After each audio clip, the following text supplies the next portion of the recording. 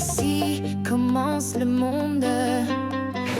Bonjour, c'est avec plaisir que je vous présente deux personnes immigrantes, Merzouk Abou et Okasha Merebet, qui nous partageront leurs rêves, leurs aspirations pendant leur enfance et leur jeunesse et qui nous informeront sur la façon que leurs rêves ou leurs aspirations ont évolué au fil des ans.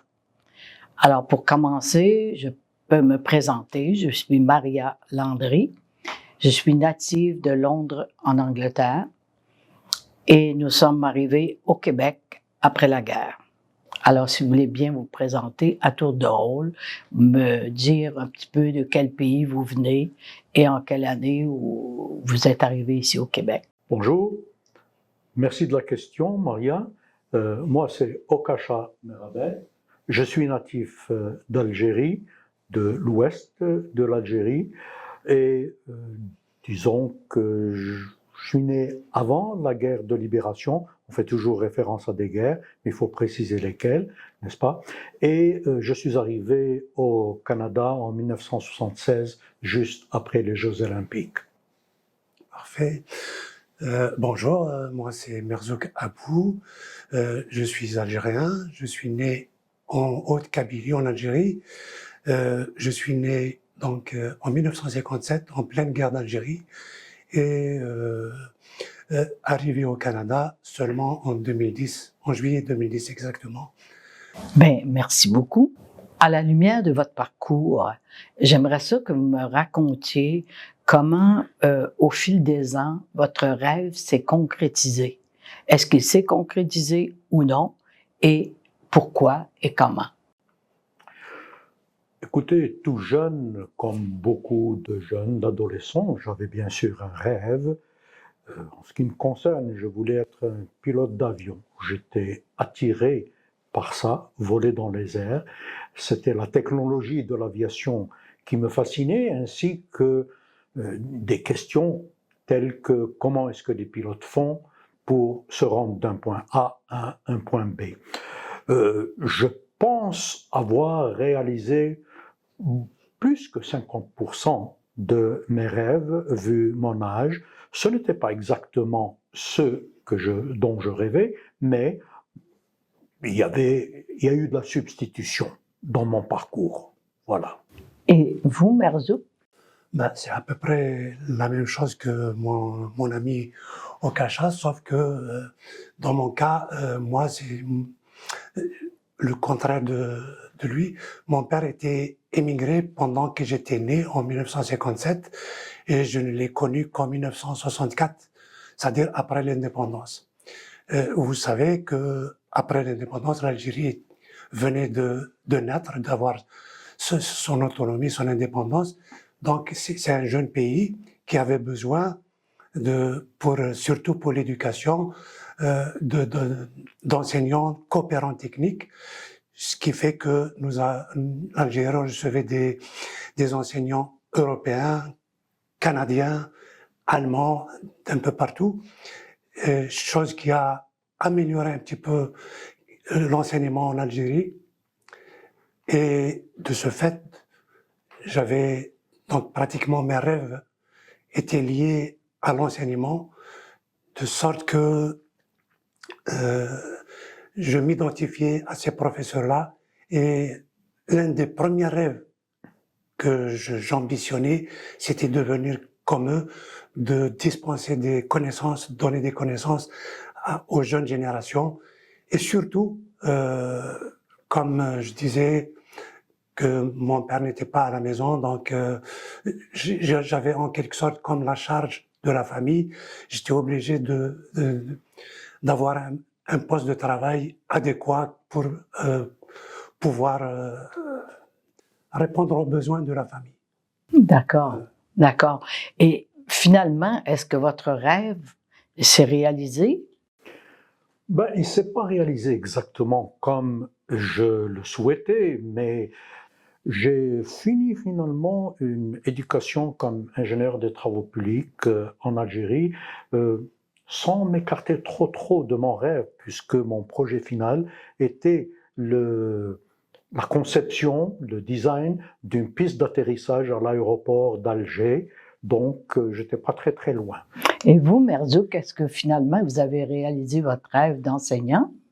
Mon rêve d'enseignant ne s'est pas réalisé, sauf que, je dirais plus qu'il s'est transformé en mieux, puisque j'ai fini par devenir médecin en 1985.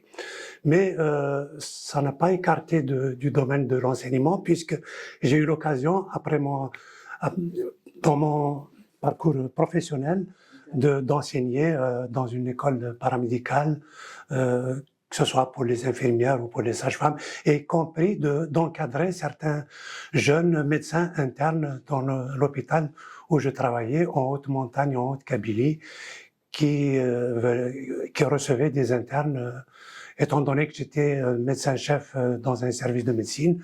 Donc, ça me permettait aussi d'encadrer des jeunes médecins. Excellent. Et quand vous êtes arrivé au Québec, est-ce que vous avez été capable facilement de poursuivre votre rêve, mais je dirais même la décision que vous aviez prise, vous étiez ingénieur, vous étiez médecin. Alors, quand vous êtes arrivé en 1976, est-ce que ça a été facile pour vous de travailler comme ingénieur ici? Écoutez, j'ai été déjà préparé à certaines éventualités.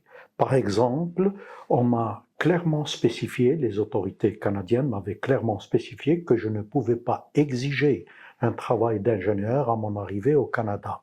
OK?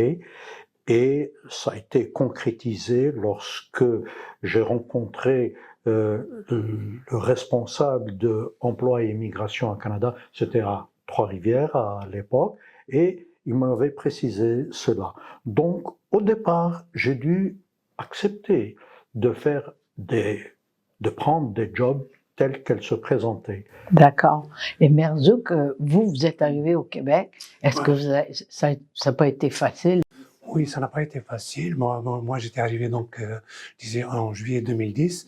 Pour notre projet d'immigration, ma femme et moi, on avait comme projet de travailler dans la santé en quelque sorte, mais pour ma part, j'étais conscient de la difficulté que j'aurais pour avoir un permis d'exercice, tout en ayant de l'espoir.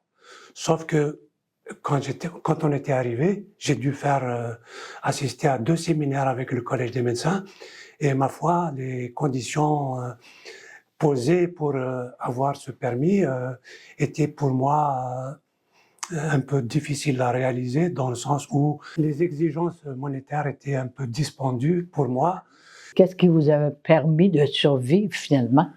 Ma femme, pendant ce temps-là, juste tout à fait au début, elle avait la chance d'accéder à un poste d'infirmière en ayant fait seulement 9 mois d'AEC, attestation d'études collégiales, chose qu'elle avait réussi. Elle avait son examen d'infirmière, donc elle avait commencé à travailler. En 2012, elle avait déjà commencé à travailler en tant qu'infirmière. D'accord. Est-ce que, oui, vous vouliez ajouter? Juste intervenir un moment au sujet de ce que dit mon ami Merzouk. Je compatis avec Merzouk et tous mes autres compatriotes médecins qui ont décidé d'émigrer au Canada parce que, et particulièrement au Québec, parce que rentrer dans la profession n'est pas facile. Il y a des barrières infranchissable pratiquement. Dans mon cas, en tant qu'ingénieur, ça a été plus facile. Bon, on nous demande de passer un examen de déontologie et d'éthique, tout à fait acceptable, parce que c'est requis aussi des jeunes diplômés des universités canadiennes. Ok. Et je dois dire que dans mon cas, Bell Canada n'était pas très exigeante au sujet de être membre de l'Ordre des ingénieurs du Québec, par exemple, ok, parce que elle trouvait que il y avait une ressource à exploiter et elle l'a exploitée correctement. Alors que dans le cas des médecins, je trouve franchement que il y a disons des pertes dans l'utilisation de la ressource qui se présente au Québec. Il y a un travail à faire, c'est-à-dire qu'il y aurait une évaluation de reviser la façon qu'on les accepte. Je voulais juste préciser, si vous permettez, Oui, que en étant arrivé, j'avais fait toute la procédure nécessaire, à savoir faire ce qu'on appelle évaluation comparative des diplômes, etc. Chose qui m'a été acceptée. J'ai été reconnu comme détenteur d'un diplôme de médecin généraliste que j'avais exercé pendant plus de 25 ans en Algérie, mais que pour avoir un permis d'exercer, ça prenait de passer un examen et puis un examen qui coûtait quand même $3,000 à l'époque, plus un stage d'évaluation, et c'était au médecin de trouver la ressource et le responsable d'un hôpital ou d'une clinique qui veuille bien nous recevoir dans son hôpital ou dans sa clinique, pour ensuite pouvoir passer le stage d'évaluation, moyennant, s'il vous plaît, $1,000 par semaine pendant 3 mois. Chose que je trouvais dispendieux pour moi, du moins. exactement. Mais si c'était à refaire, est-ce qu'il y a des choses que vous feriez différemment? Tu sais, est-ce que quand vous faites une rétrospection de votre parcours, est-ce que vous décideriez quand même, sachant ce que vous avez vécu, que vous accepteriez de revenir quand même au Canada? Définitivement, oui. J'aurais fait le même parcours, mais j'aurais essayé de ne pas perdre trop de temps. Merzouk, est-ce qu'il y a des choses que vous aimeriez changer si vous faites une rétrospection de votre parcours? Bon, d'abord, j'aimerais ça préciser que, effectivement, j'aurais pu faire plus de recherches que me contenter de faire. C'est pas que je fais pas confiance au centre local d'emploi, mais de mon côté, j'aurais pu chercher plus pour trouver un meilleur programme qui va, ce n'est que par la suite que j'ai pensé à une formation en ergothérapie, en physiothérapie, qui n'est pas très loin de la médecine, qui me serait certainement d'un meilleur apport. Toutefois, j'avouerai que je manquais un peu de courage parce que, à un moment donné, ma conjointe m'avait proposé de créer une RI, ressources intermédiaires, pour personnes avec déficience intellectuelle ou autisme, ou carrément pour personnes âgées, puisque aussi j'avais mon certificat. Mais j'avoue que je manquais de courage, non pas parce que j'ai pas les connaissances nécessaires, etc., mais sur le plan physique, étant donné que ça prenait quelqu'un qui conduit, ça prenait quelqu'un... La gestion. C'est surtout la gestion. L'organisation. Oui, c'est l'organisation qui m'a un petit peu freiné. Donc, je me suis limité à faire des petits jobs et de me consacrer à m'occuper beaucoup plus de mes enfants et de la maison. Mais quand vous regardez votre parcours, si on regarde du côté personnel, est-ce que vous êtes satisfait de l'homme que vous êtes devenu, de la personne que vous êtes devenu, avec les forces, les faiblesses, malgré que les obstacles que vous avez dû passer? Disons qu'avec l'âge, l'expérience et la sagesse, oui, on peut bien être perfectionniste et dire non, j'aurais pu faire mieux, mais à un moment donné, il faut savoir aussi être assez positif, ok? Et personnellement, je crois que j'ai eu un parcours très très intéressant. Après 20 années, par exemple, à Bell Canada, tant au Canada que à l'international, j'ai pu m'établir il y a très très longtemps, c'était à Ottawa, où j'ai pu avoir une famille, élever ma famille et leur donner la chance de fréquenter de bonnes écoles, étudier. On s'est établi ensuite de façon permanente au Québec. J'ai 3 garçons qui ont bien évolué. Ça marche bien, je suis content. Et là, bon, je veux prendre le temps de savourer ma retraite bien gentiment, comme une personne bien sage. Merci.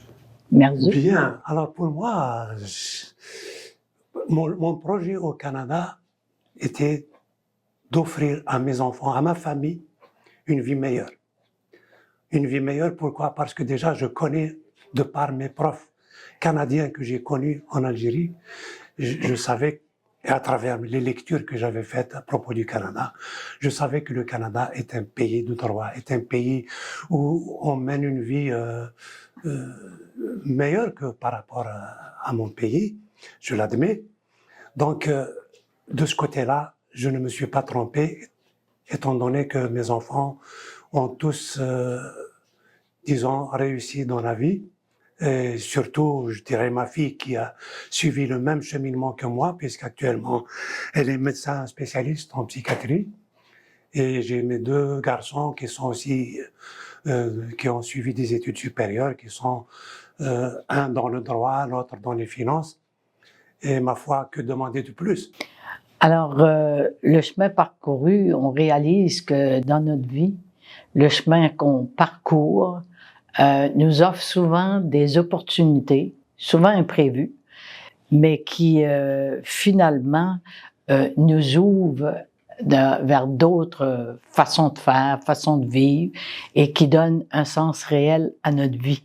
Alors, je vous remercie infiniment, Monsieur Okasha Merebet et Merzouk Abou, pour votre grande générosité, pour nous raconter votre histoire de vie, puis je le sais que vous auriez encore beaucoup de choses à dire. Alors, je vous remercie infiniment, c'était très intéressant et passionnant. Et merci pour votre générosité, et parfois c'est assez touchant aussi. Alors, merci beaucoup. Merci à vous. Merci à Merci. vous, Kelma. Merci. Ici commence le monde, là où les frontières tombent.